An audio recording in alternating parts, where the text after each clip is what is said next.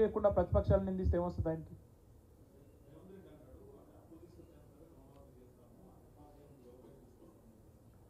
రేవంత్ రెడ్డి ప్రభుత్వం విద్యావంతులు ఇది కూడా వినాలా దయచేసి.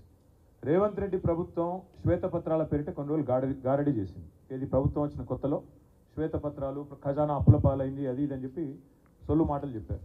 నిన్నగాక మొన్న రిజర్వ్ బ్యాంక్ ఆఫ్ ఇండియా వారి వాదన చిత్తుకాయుధంతో సమానమని కొట్టవతలు బారేసింది.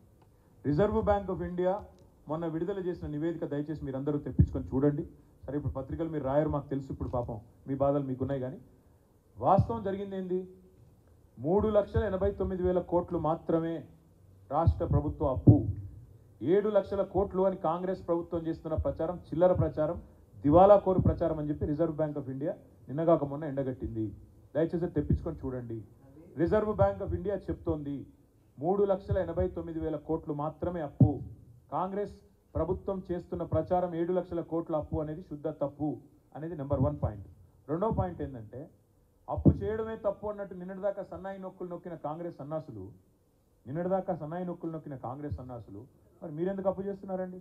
రాష్ట్ర ప్రభుత్వ ఆదాయం అంతా ఎక్కడ పోతుంది? మరి మేము భారతదేశంలోనే మా ప్రభుత్వం దిగిపోయినాడు హైయెస్ట్ పర్ క్యాపిటా, హైయెస్ట్ తలసరి ఆదాయం కలిగిన రాష్ట్రం ఏది అంటే గల్లా ఎగిరేసి చెప్పుకునే పరిస్థితుల్లో తెలంగాణను వీళ్ళకి అప్పచెప్పి దిగినాం. మా ప్రభుత్వం వచ్చినాడు రాష్ట్రం యొక్క తలసరి ఆదాయం 1,14,000. మేము దిగిపోయినాడు రాష్ట్రం యొక్క తలసరి ఆదాయం 3,08,000. ఈరోజు 3,57,000 కొత్త నివేదిక ప్రకారం. మరి ఇంత తలసరి ఆదాయం ఉన్న రాష్ట్రం, స్టేట్ ఓన్డ్ ట్యాక్స్ రెవెన్యూస్లో 80%తో అత్యధికంగా భారతదేశంలో ఉన్న రాష్ట్రం, రాష్ట్ర ఆదాయం అంతా ఎక్కడ పోతుంది? కాంట్రాక్టర్ల జేబుల్లోకి పోతుందా, లేక రాష్ట్ర ప్రభుత్వం ఇంకా ఏమైనా చేస్తుందో చెప్పాలా? రైతులకు రైతు బంధు రాదు, జనవరి నెల పెన్షన్లు కూడా ఎగ్గొట్టారు పేదవాళ్ళవి. మరి డబ్బులను ఎక్కడ పోతున్నాయి? అప్పులు ఎందుకు తీసుకుంటున్నారు? మేము అప్పు తీసుకుని నడుపుతాను, అప్పు తీసుకొని ఆనాడు ప్రొడక్టివ్ సెక్టర్లో ఉత్పాదక రంగంలో పెట్టుబడి పెడితే మమ్మల్ని నిందించారు. మేము ఇరిగేషన్ ప్రాజెక్టులు పెడితే, అసెట్ క్రియేట్ చేస్తే, మేము డ్రింకింగ్ వాటర్ మీద పెడితే, విద్యుత్ రంగం మీద పెడితే మా మీదనేమో నిందలు మోపారు. ఇవాళ అదే వీళ్ళు అప్పు కట్టడానికి అప్పు తీసుకుంటున్నామని చెప్తున్నారు. అప్పులు కట్టడానికి, రుణమాఫీ చేయడానికి అప్పు తీసుకుంటున్నామని చెప్తా ఉన్నారు. అందుకే నేను అడిగేది, ఇట్లా దివాలా కోరు రాజకీయం చేసేవాళ్ళు చెప్పాలా ప్రజలకు? మరి మొత్తం రాష్ట్ర ప్రభుత్వ ఆదాయం ఎక్కడ పోతుంది? పెరిగిన తలసరి ఆదాయం అంతా ఎక్కడ పోయింది?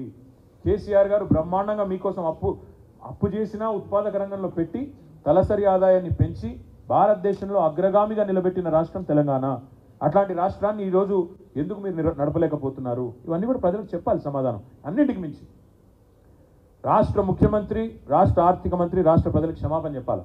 నిన్నటిదాకా 7 లక్షల కోట్ల అప్పు అని తప్పుడు కూతలు కూసిన కాంగ్రెస్ నాయకులు సమాధానం చెప్పాలి, క్షమాపణ చెప్పాలి. రిజర్వ్ బ్యాంక్ ఆఫ్ ఇండియా చెప్తా ఉంది రాష్ట్ర ప్రభుత్వం యొక్క అప్పు కేవలం 3,89,000 కోట్లు మాత్రమే. 7 లక్షల కోట్లు అని కారు కూతలు కూసిన కాంగ్రెస్ నాయకులు ఎవరైతే ఉన్నారో వాళ్ళు రాష్ట్ర ప్రజలకు క్షమాపణ చెప్పాలి. శ్వేతపత్రాల్లో పచ్చి అబద్ధాలు చెప్పినందుకు క్షమాపణ చెప్పాలి. Thank you.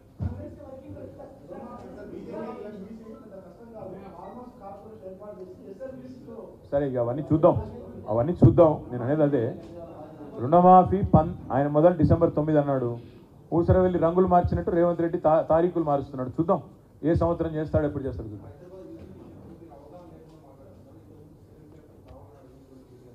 మళ్ళీ చెప్తా ఉన్నా, అవగాహన లేకుండా మాట్లాడేది ఎవరో June 4 తర్వాత తెలుస్తుంది.